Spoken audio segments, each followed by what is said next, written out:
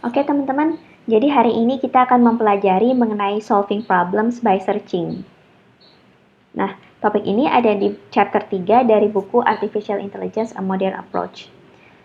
Untuk materi kita kali ini, saya kombinasikan yang antara materi dalam buku Artificial Intelligence: A Modern Approach dan juga dari slide-slide University of California, Berkeley, ya, yang instrukturnya adalah Dan Klein dan Peter Abel. Nah, jadi untuk pertemuan 3 kali ini, materinya saya ambil dari buku AIMA, ya, Artificial Intelligence: A Modern Approach, karangan Stuart Russell dan Peter Norvig, dan juga materi dari Dan Klein dan Peter Abel dari University of California, Berkeley. Nah, kita review sedikit. Waktu di pertemuan kedua, kita mempelajari salah satu agen yang sederhana, ya, yang namanya adalah reflect agents. Jadi reflect agents ini memetakan aksinya, ya, dari states ke action. Gitu. Kalau teman-teman masih ingat, ya, ada bagian seperti ini untuk simple reflect agents. Jadi dari environment nanti ditangkap di sensor.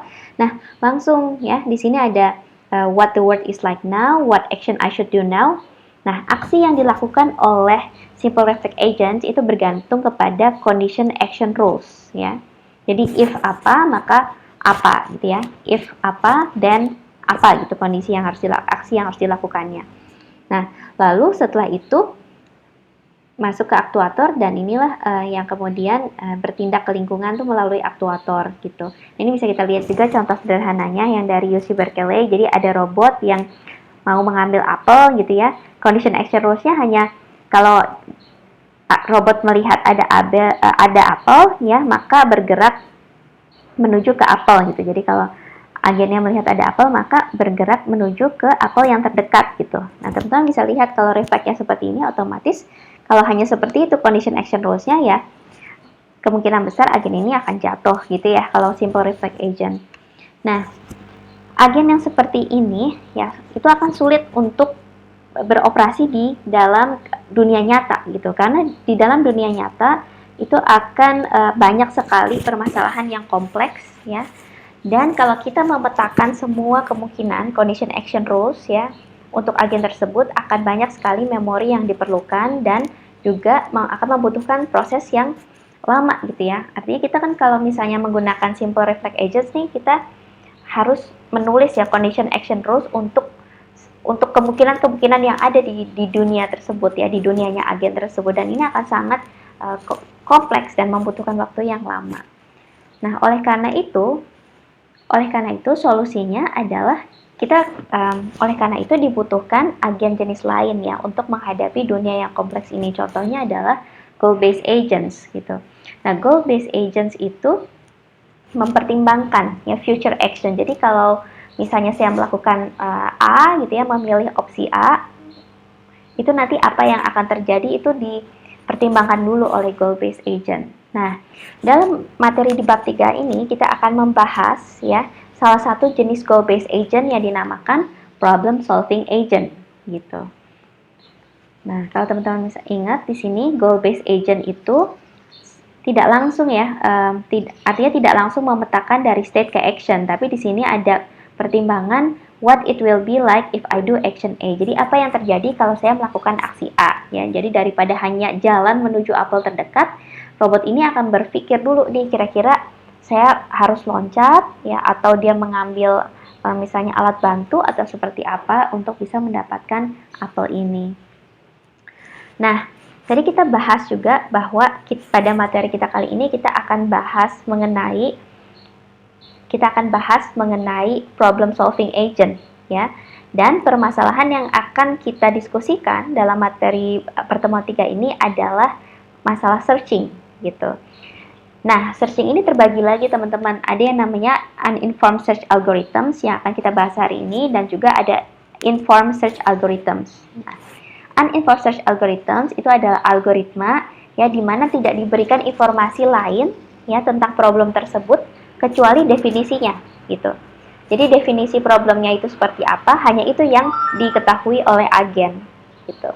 Jadi uninformed search algorithms itu ada suatu algoritma di mana tidak ada informasi lain mengenai permasalahan ya kecuali definisi dari masalah itu sendiri ya.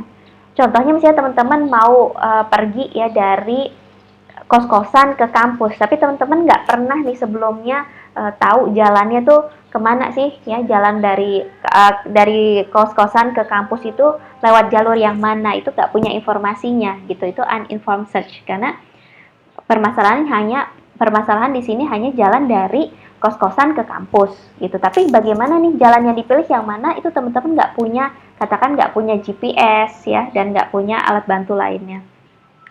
Oke, nah search problem ini ya terdiri dari beberapa hal ya, terdiri dari beberapa hal. Pertama adanya namanya state space.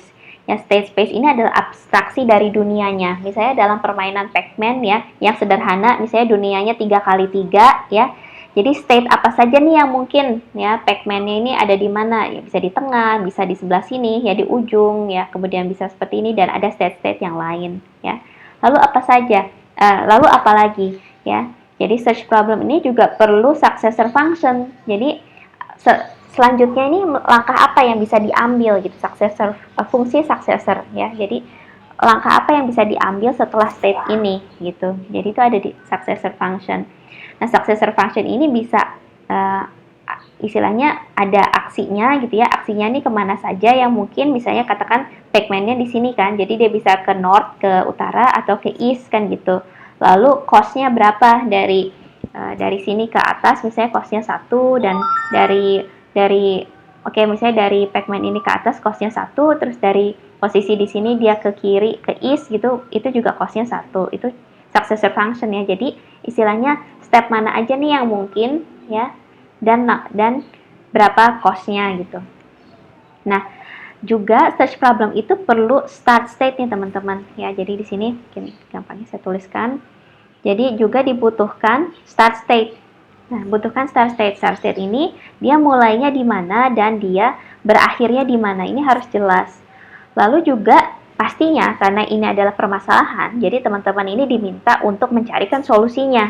Nah, solusi dalam konteks ini definisinya apa? Jadi solusinya adalah ya sequence of actions, ya, a plan which transform the start states to a goal state gitu. Jadi serangkaian aksi yang mentransformasikan dari start state ke goal state itu adalah solusi ya.